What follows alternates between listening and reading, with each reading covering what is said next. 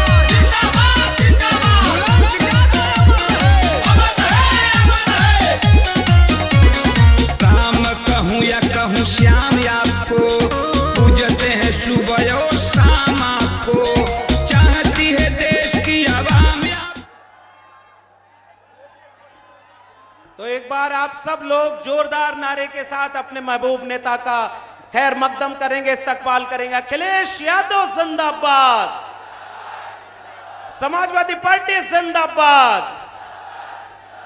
तो एक बार फिर से मैं बहुत स्वागत करता हूं अपने आदरणीय नेता और संविधान बचाने की इस लड़ाई की अगुवाई कर रहे समाजवाद के अग्रिम हस्ताक्षर आदरणीय अखिलेश यादव जी का।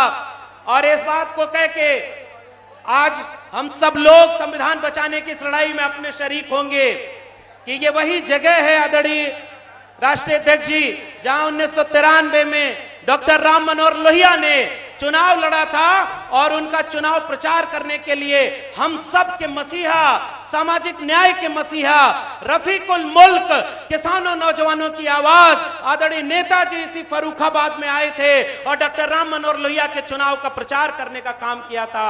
और तब से यह नारा आज भी हम लोग के दिल में गूंजता है कि मन से है मुलायम मगर इरादे हैं फौलादी। और आज आदरणीय नेताजी के न रहने के बाद पहली बार यह चुनाव हो रहा है। फर्रुखाबाद के लोगों अपने नेता को यहां से यकीन दिलाना कि सांप्रदायिकता के खिलाफ और पूंजीवाद के खिलाफ सामाजिक न्याय की लड़ाई और समाजवाद की लड़ाई जो नेताजी लड़ रहे थे उनको यहां से चुनाव जिता करके सच्ची श्रद्धांजलि देने का काम करेंगे।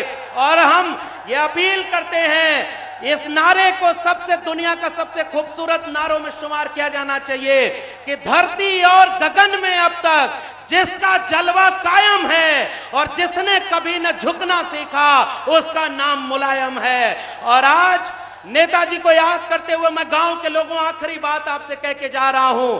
गेहूं की फसल जब पक जाती है तो कभी कभी दुर्घटना से उसमें आग लग जाती है, लेकिन वो आग गेहूं की मेड़ को नहीं पहचानती, वो आग गेहूं के खेत के मालिक की जाति नहीं देखती, वो खेत के मालिक का धर्म नहीं देखती, वो आग जो भी आता है उसको जला देती है।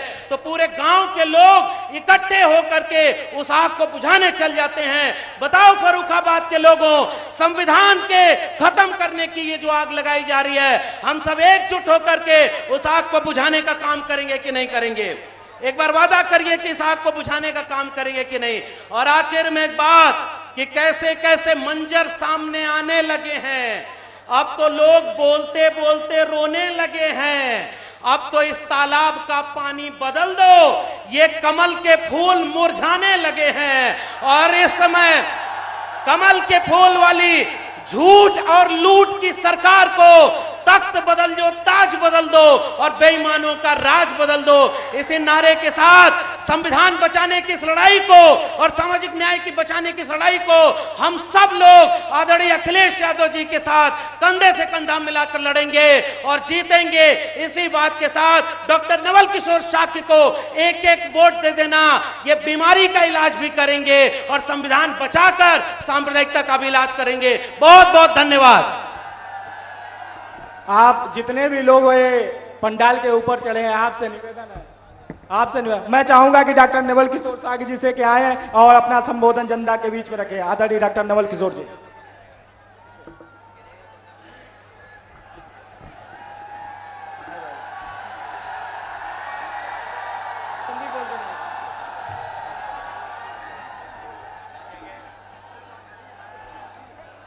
आज की इस चुनावी विशाल रैली में हम सबके भविष्य, हम सब उत्तर प्रदेश के युवाओं के भविष्य, गरीबों, नौजवानों और किसानों के भविष्य, पूर्व मुख्यमंत्री, समाजवादी पार्टी के राष्ट्रीय अध्यक्ष आदरणीय श्री अखिलेश यादव जी का सबसे पहले मैं उनके चरणों में वंदन करता हूं और फर्रुखाबाद की समस्त जनता की तरफ से आपका बहुत बहुत स्वागत और अभिनंदन करता हूं। हमें मालूम है और वंदन के साथ मंच पर आसीन सम्मानित पूर्व सांसद, पूर्व विधायक, जिलाध्यक्ष, ब्लॉक प्रमुख, नगर पंचायत अध्यक्ष और समाजवादी पार्टी के विभिन्न प्रकोष्ठों के अध्यक्ष के साथ में इंडिया गठबंधन के जितने भी जो पदाधिकारी हैं उन सबको डॉक्टर नवल किशोर बहुत बहुत धन्यवाद देता है। आज की आपकी भीड़ ये बता रही है कि फर्रुखाबाद में परिवर्तन होने जा रहा है।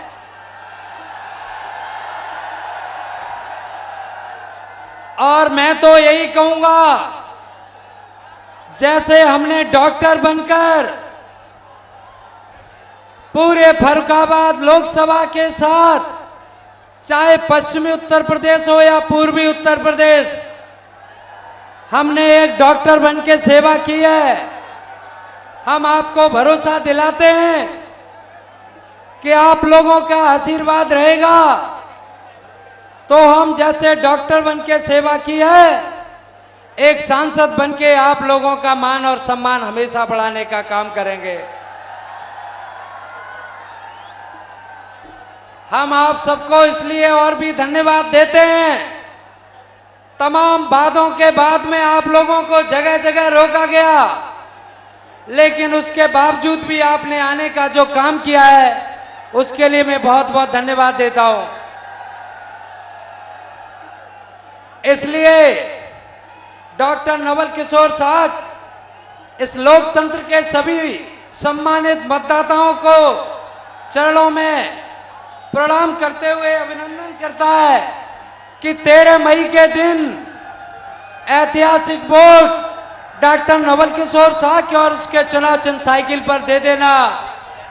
हम ये भी कहना चाहेंगे, लगातार 3 सालों में हमने कभी सदस्यता अभियान के बहाने और कभी महापुरुषों के जयंतियों के बहाने आप लोगों के गांव में आने का काम किया है और ये इतिहास होगा कि डॉक्टर नवल किशोर शाक्य से आज से पहले जितने भी प्रत्याशी रहे होंगे कभी इतनी मेहनत नहीं की होगी। लेकिन इसके बावजूद भी हम कहना चाहते हैं कि कोई गांव जो रह गया है वहां पर आप डॉक्टर नवल किशोर और आदरणीय अखिलेश यादव जी बन जाना और इस बार साइकिल पर भारी से भारी मतदान कर देना। हम आपके गांव में आने का काम करेंगे। इसलिए हम आप अपनी बात को विराम करते हुए एक बार नारा लगाएंगे, आदरणीय अखिलेश यादव, आदरणीय अखिलेश यादव, समाजवादी पार्टी, श्रद्धेय नेताजी, इंडिया गठबंधन, बहुत बहुत धन्यवाद।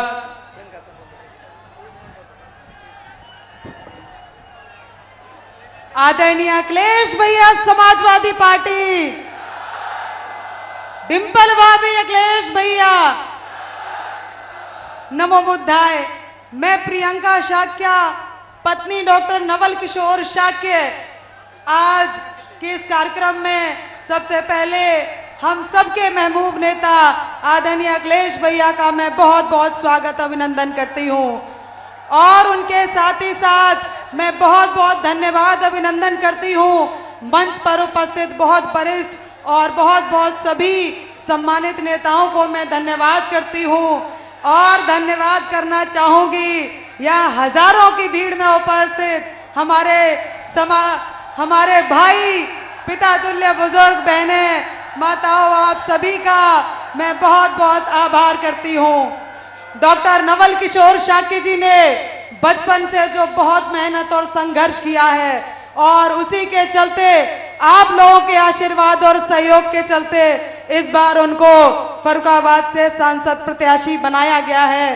तो मैं आप लोगों से ये अपील करना चाहती हूं कि इस बार डॉक्टर नवल किशोर शाक्य जी, जिनका सपना है कि गरीब पिछड़े दलित समाज के बच्चे भी बड़े बड़े डॉक्टर बने, इंजीनियर बने, डीएम बने, एसडीएम बने, बड़े बड़े पदों पे पहुंचे और उनका जो सपना है कि फर्रुखाबाद के लोगों का काम हो, उनका विकास हो, बड़ी बड़ी फैक्ट्री लगे, वो आप सब लोगों के लिए आए हैं। इसीलिए मेरा निवेदन है कि इस बार आप सभी लोग डॉक्टर नवल किशोर शाक्य जी को लाखों वोटों से जिताना।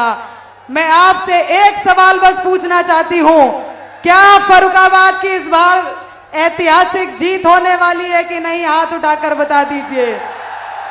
फर्रुखाबाद का जो नया इतिहास लिखा जाएगा, क्या आप सभी लोग अपना नाम उसमें दर्ज कराना चाहते हैं कि नहीं? बहुत बहुत धन्यवाद। और मैं सिर्फ यही कहना चाहूंगी कि जिस तरह से हमारे महानुभाव ज्योतिबा फुले जी और उनकी पत्नी सावित्रीबाई फुले ने पूरा जीवन समाज सेवा में समर्पित किया और जिस तरह से बाबा साहब भीमराव अंबेडकर जी और उनकी पत्नी माता रमाबाई ने पूरा जीवन समाज को समर्पित किया और आज के समय में जिस तरह से आदरणीय अखिलेश भैया और डिंपल भाभी ने समाज सेवा के लिए अपना पूरा जीवन दिया है, उन्हीं के पदचिन्हों पे चलकर डॉक्टर नवल किशोर शाक्य जी के साथ में प्रियंका शाक्य पूरा जीवन हमारा आप लोगों की सेवा में समर्पित रहेगा। बहुत बहुत धन्यवाद, बहुत बहुत आभार। जय भीम, जय भारत, जय संविधान, जय समाजवाद। अब हम जो ये 24 के परिवर्तन के महानायक और समाजवादी पार्टी के राष्ट्रीय अध्यक्ष माननीय अखिलेश यादव जी से चाहेंगे कि आए और ये जनता, फर्रुखाबाद की सम्मानित जनता को संबोधित करें। आदरणीय अखिलेश यादव जी।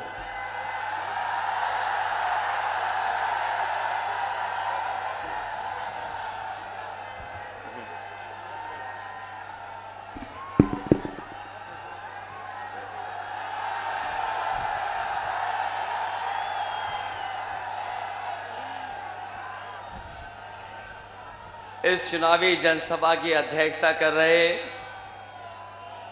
समाजवादी पार्टी के बहुत ही वरिष्ठ नेता,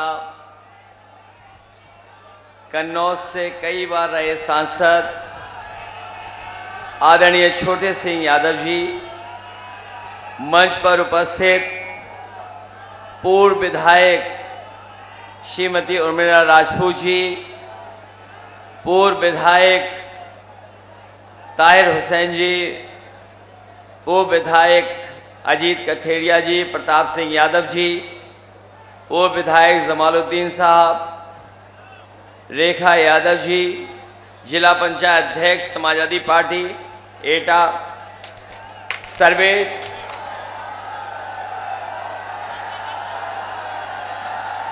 सर्वेश अंबेडकर जी। कोई बात नहीं, कोई बात नहीं, कोई बात नहीं। ये जीत का ऐलान है,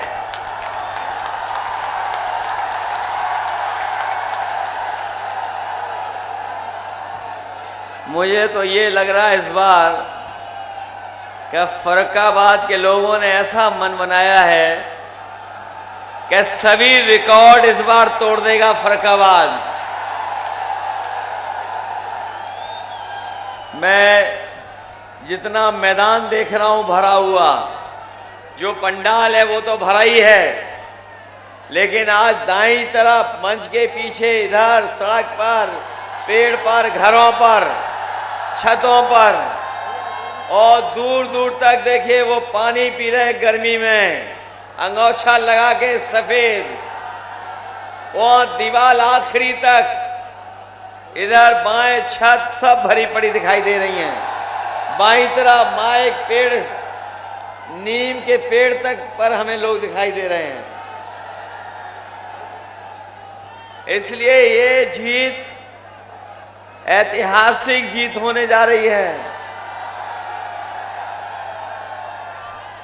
मंच पर उपस्थित डॉक्टर जितेंद्र यादव जी, डॉक्टर लक्ष्मण यादव, राम सेवक यादव जी, सरल दुबे जी, शंकुतला देवी जी, नीरज शाह, सर्वेश शाह, तहसीन सिद्दीकी जी, राजेंद्र पाल जी, रविंदर पालिया साहब, जंगारी लाल बाथम जी, इरफानुल हक कादरी साहब, रामानंद प्रजापति जी और कांग्रेस पार्टी के पदाधिकारी,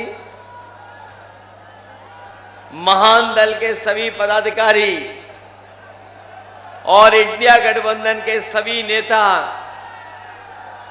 और मंच पर उपस्थित जिनके मैं नाम नहीं ले पा रहा हूं, सब समाजवादी साथी और इस चुनावी जनसभा में उपस्थित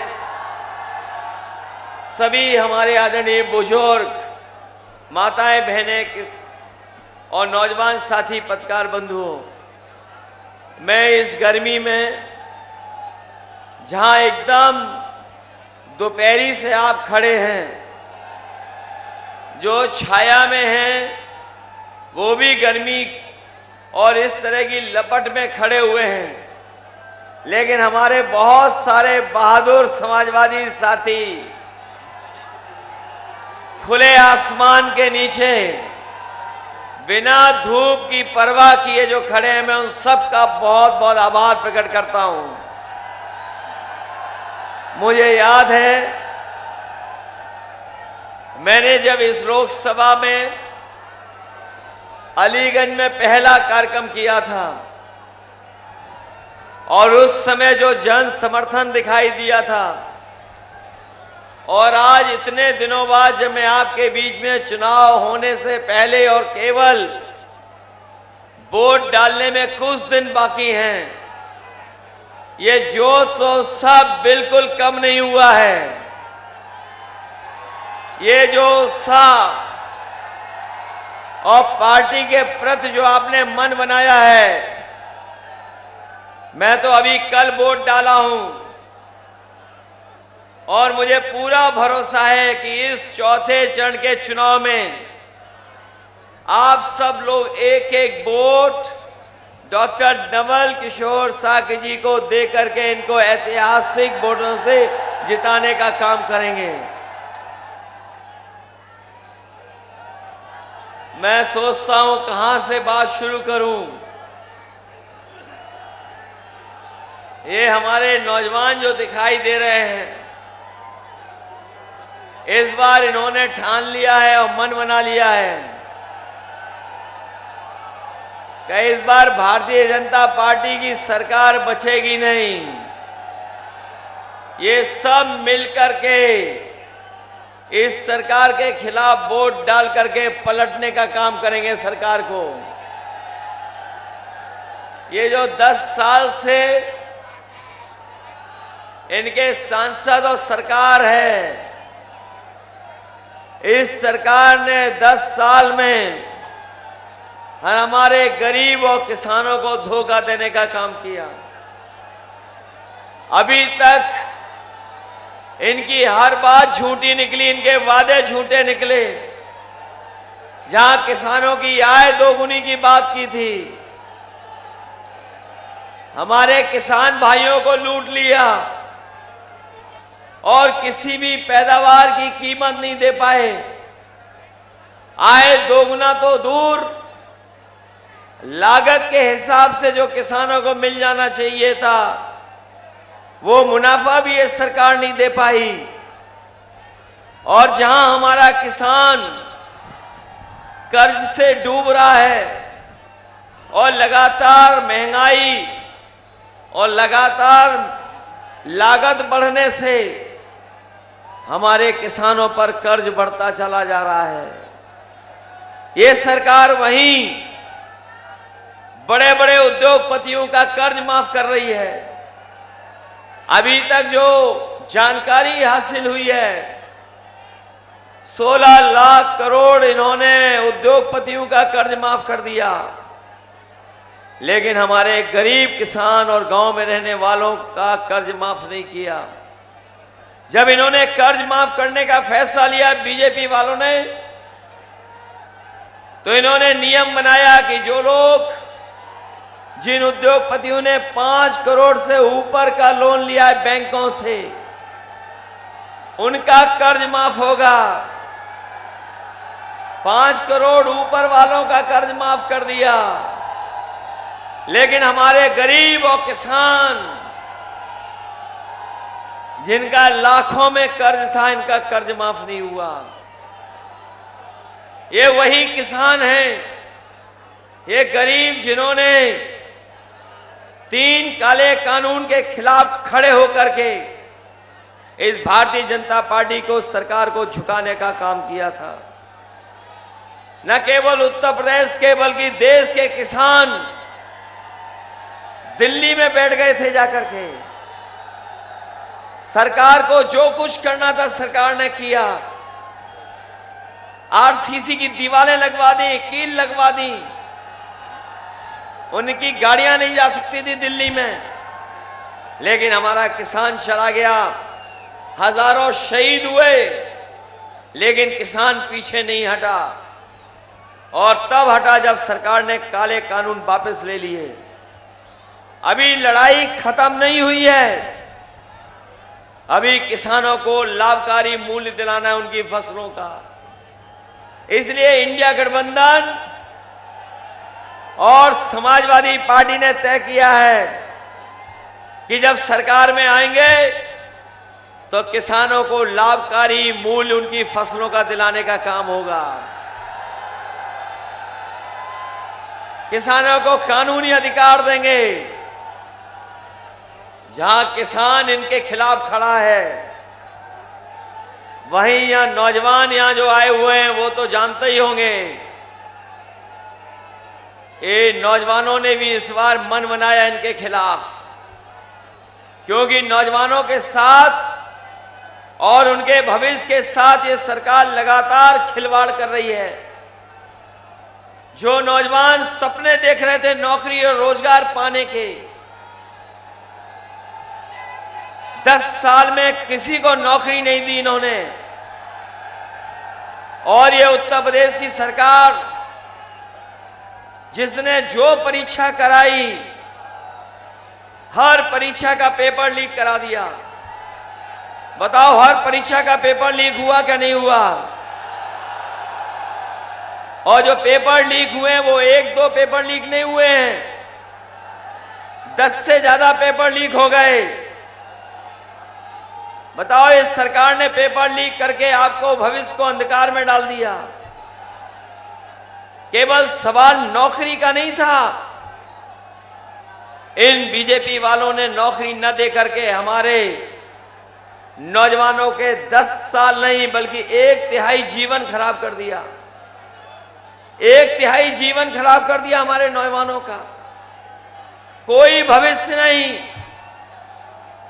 और फिर ये यहां तो फर्रुखाबाद फौज में भी भर्ती होती थी, ये राजपूत सेंटर है। यहां राजपूत सेंटर बड़े पैमाने में फौज में यहां के नौजवान जाते हैं। पहले तो भर्ती नहीं कराई, और जब फौज में नौकरी भी आई तो अग्निवीर वाली नौकरी आई। ये अग्निवीर नौकरी हम लोग कभी स्वीकार नहीं कर सकते। हम अपने नौजवानों को कह के जा रहे हैं कि आने वाले समय में इंडिया गठबंधन की सरकार बनने जा रही है।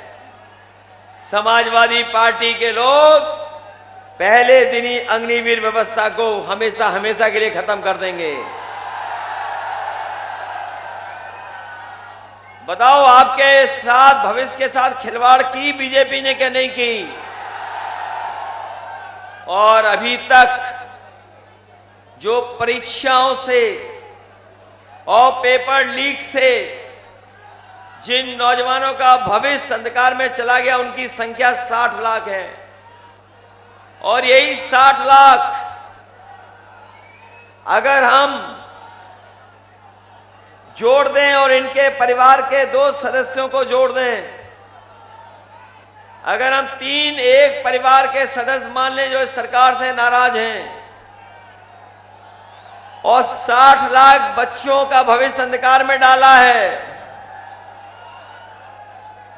तो 60 लाख का गुणा अगर हम 3 लोगों से कर दें तो 1 करोड़ 80 लाख बन जाता है। और यही 1 करोड़ 80 लाख जब 80 लोकसभाओं से भाग देते हैं तो हर लोकसभा में इनका 2,25,000 वोट कम हो गया।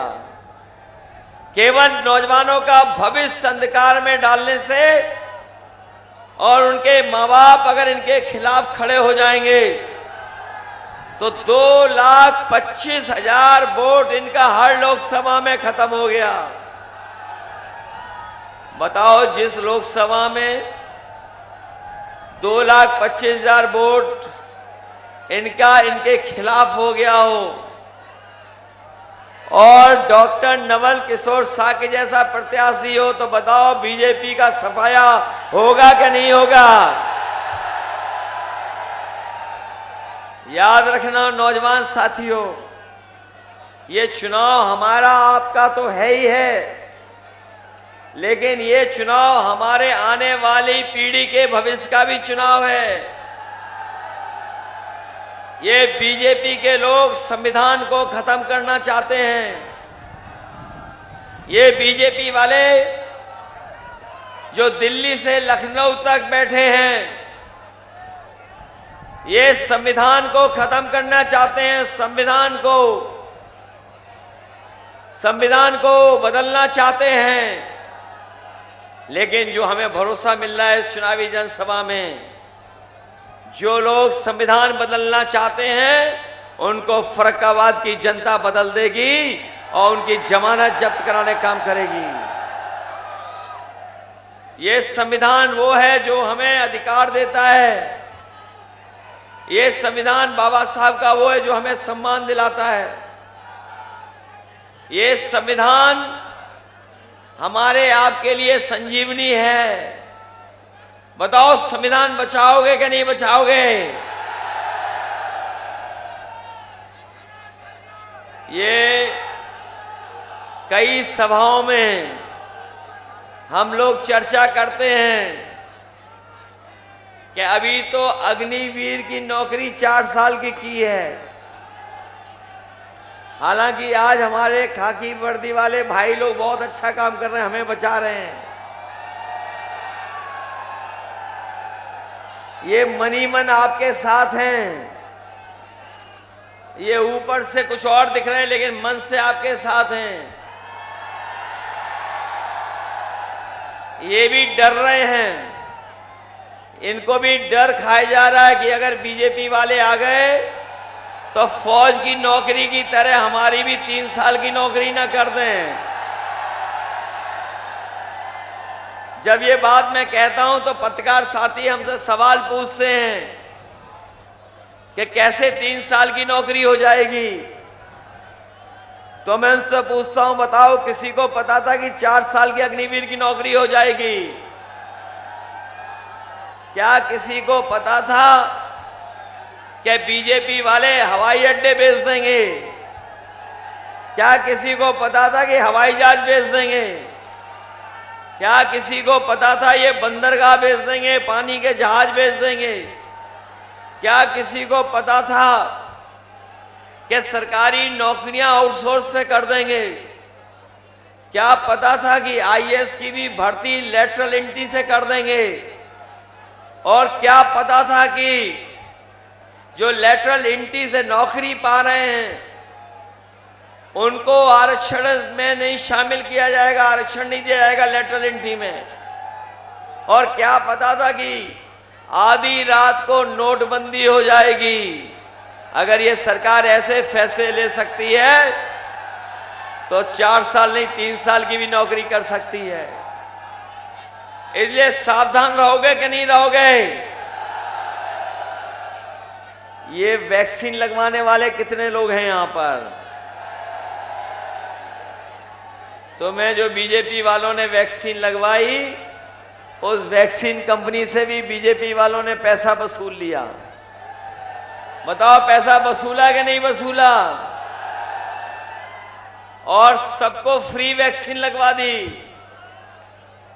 अब तो सुनने में आया है कि जिनके वैक्सीन लगी थी उनको दिल की बीमारी जल्दी हो रही है। जब फ्री वैक्सीन सरकार ने लगाई है तो हमारे गरीबों का इलाज भी फ्री करें, जांच भी फ्री कराएं और ईसीजी फ्री कराएं। अब सोचिए जिनके वैक्सीन लगी और जिन्हें सर्टिफिकेट मिला है वो सर्टिफिकेट देख के बताओ भारतीय जनता पार्टी के खिलाफ वोट डालेंगे कि नहीं डालेंगे? जहां इन्होंने वैक्सीन से पैसा वसूला वहीं इलेक्ट्रोल बॉन्ड के नाम पर बड़े बड़े उद्योगपतियों से पैसा वसूल लिया। बताओ चंदा वसूला इन्होंने कि नहीं वसूला? इन्होंने चंदा वसूल लिया और इस चंदा वसूलने की वजह से भी महंगाई है। ये जो बड़ी बड़ी कंपनियां जिनसे इन्होंने पैसा वसूला आज वो मुनाफा कमा रहे हैं और मुनाफा कमाने की वजह से महंगाई भी है। और ये जो महंगाई वाला मामला चल रहा है ये लोग लगातार महंगाई बढ़ रही तो सरकार ने बोरी की चोरी भी शुरू कर दी। पहले 5 किलो चोरी की अब फिर 5 किलो चोरी कर ली। बताओ चोरी हो गई कि नहीं हो गई? पहले 5 किलो चोरी की थी इन्होंने खाद से और फिर 5 किलो चोरी कर ली। ये बोरी की चोरी बीजेपी वालों ने पार्ले जी बिस्किट पैकेट से सीखी है। ये पार्ले जी बिस्किट पैकेट पहले इतना बड़ा मिलता था, अब बताओ महंगाई और मुनाफे के चक्कर में छोटा हो गया कि नहीं हो गया? अब कितने का मिल रहा है पैकेट? 5 बिस्किट का है। सरकार दोबारा आ गई तो 1 बिस्किट वाला पैकेट मिलेगा। इन्होंने 5 किलो बोरी से चोरी की, पहले खाद फिर कर ली और ये भविष्य में सरकार में आ गए तो खाद भी पाउच में देंगे। ये राशन जो गरीबों को मिल रहा था, जब इन्हें वोट चाहिए था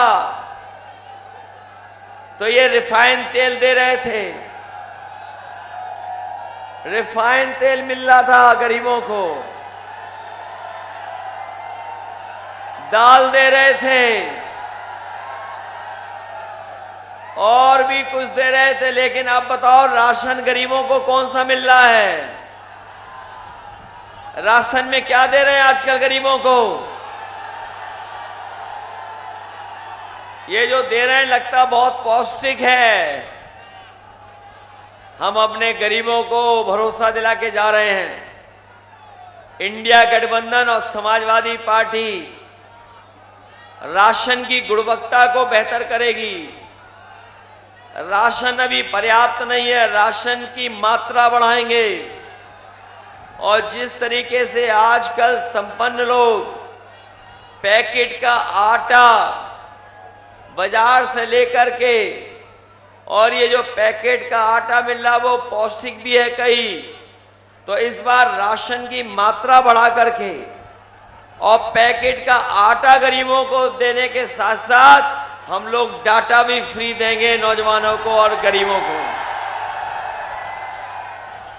क्योंकि डाटा भी आजकल जरूरी है। ये बड़ी बड़ी कंपनियां पहले आई थी तो फ्री डाटा दे रही थी, जब मुनाफा कमाने लगे तो डाटा का भी पैसा ले रहे हैं। इसलिए गरीबों को आटा और डाटा भी हम लोग फ्री देने का काम करेंगे।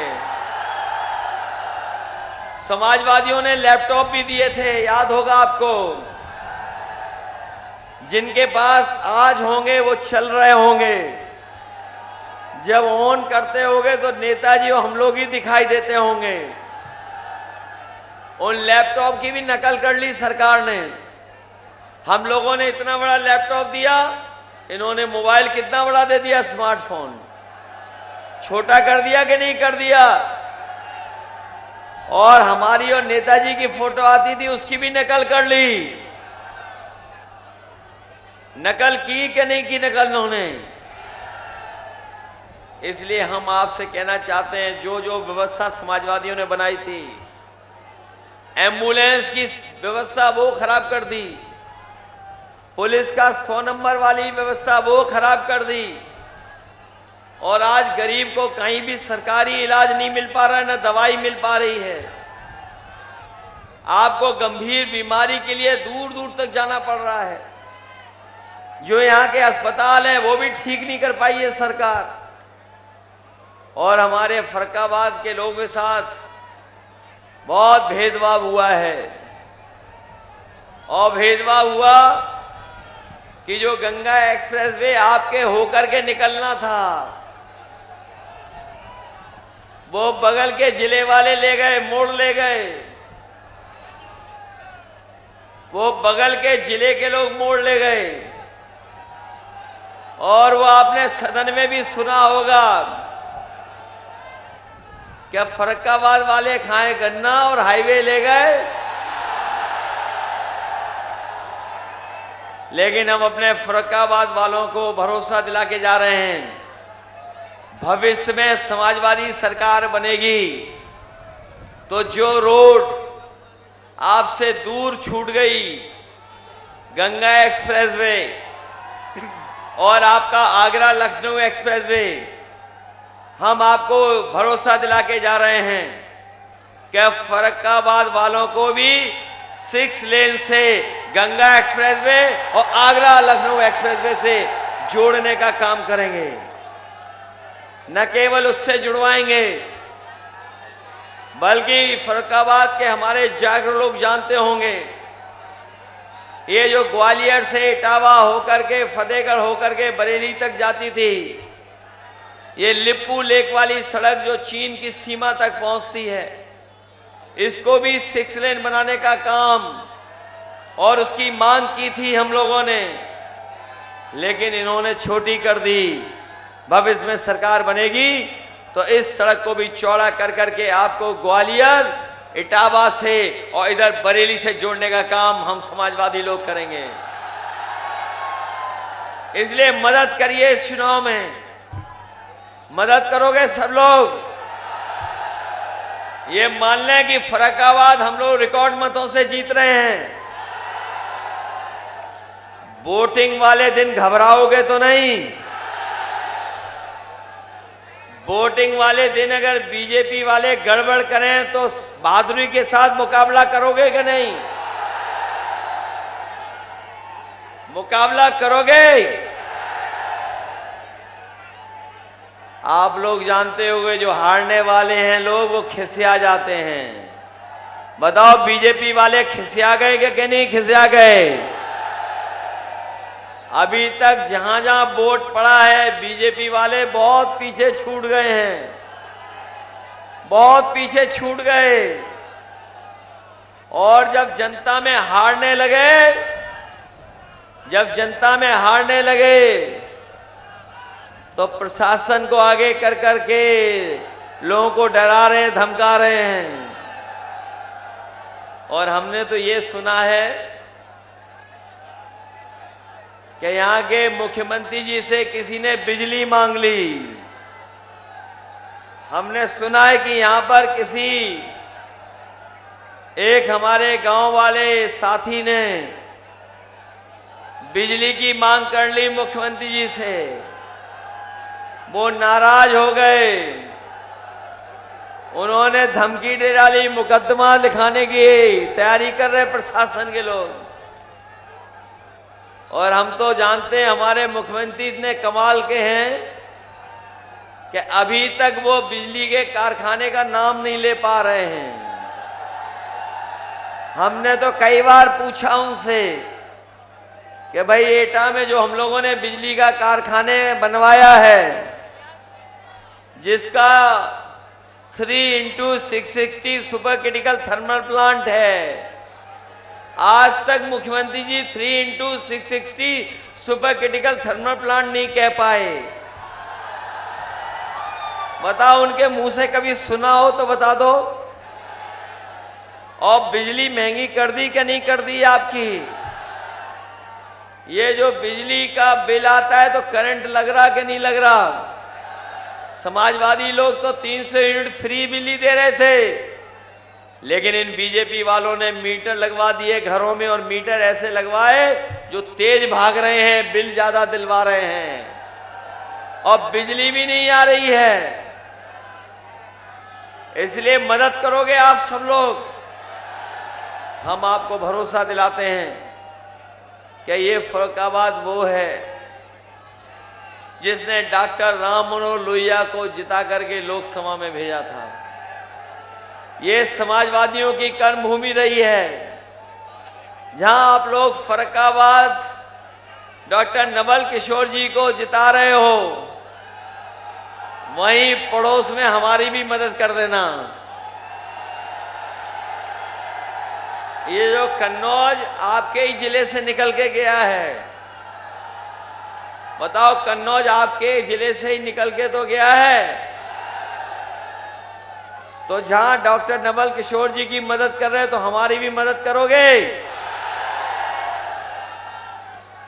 अब ऐसा ना हो कि डॉक्टर नवल किशोर जी को ज्यादा वोट से जिता दो और हम पीछे रह जाएं।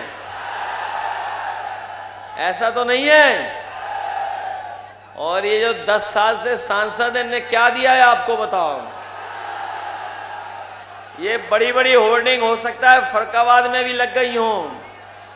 ये जो डबल इंजन वालों ने, ये जो डबल इंजन की सरकार बोल रहे हैं, इन्होंने बड़ी बड़ी होर्डिंग लगाई होंगी। कई होर्डिंग में इनका एक इंजन गायब है। बताओ, होर्डिंग में इंजन गायब है कि नहीं है? और ये जो खटारा इंजन है, इसके लिए तो जगह भी नहीं है उसमें। बताओ, कहीं होर्डिंग में इस खटारा इंजन की है तस्वीर कहीं? तो जब उन्होंने पहले से ही गायब कर दिया उन्हें, तो बताओ आप गायब करोगे कि नहीं करोगे? बताओ, इस सांसद को हटाओगे कि नहीं हटाओगे? इसीलिए अभी हमें दिल्ली से एक गाना मिला है ऐसे सांसदों के खिलाफ। ऐसे सांसदों के खिलाफ हमें दिल्ली से एक गाना मिला है। बताओ, आप भी सुनोगे कि नहीं सुनोगे? तो हम अपने इनसे कहेंगे, भाई दिल्ली वाला गाना इनको भी सुनवाइए, जरा सुनवाइए इनको, और मदद करना डॉक्टर नवल किशोर जी को ऐतिहासिक वोटों से जिताने का काम करना। इन्हीं शब्दों के साथ आप सबका बहुत बहुत धन्यवाद और बहुत बहुत आभार प्रकट करता हूं। आइए।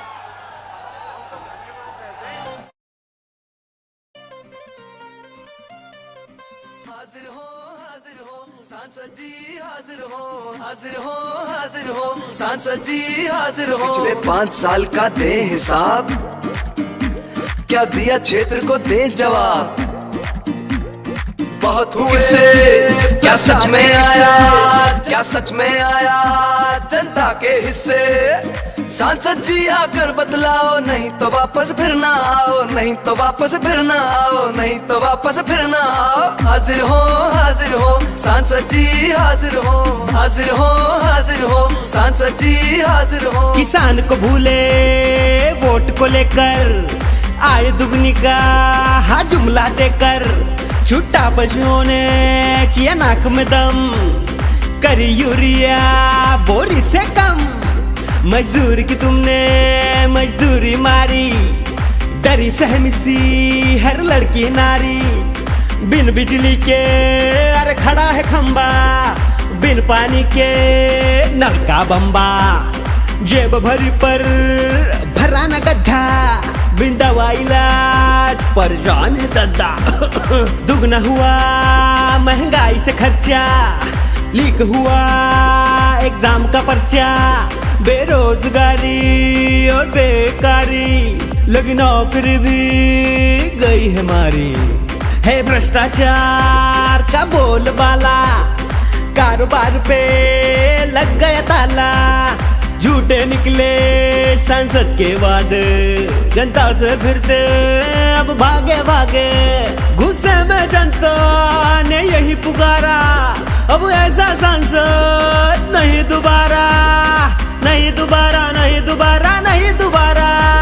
अब ऐसे सांसद खारिज हो, खारिज हो, खारिज हो। अब ऐसे सांसद खारिज हो, खारिज हो, खारिज हो। अब ऐसे सांसद खारिज हो।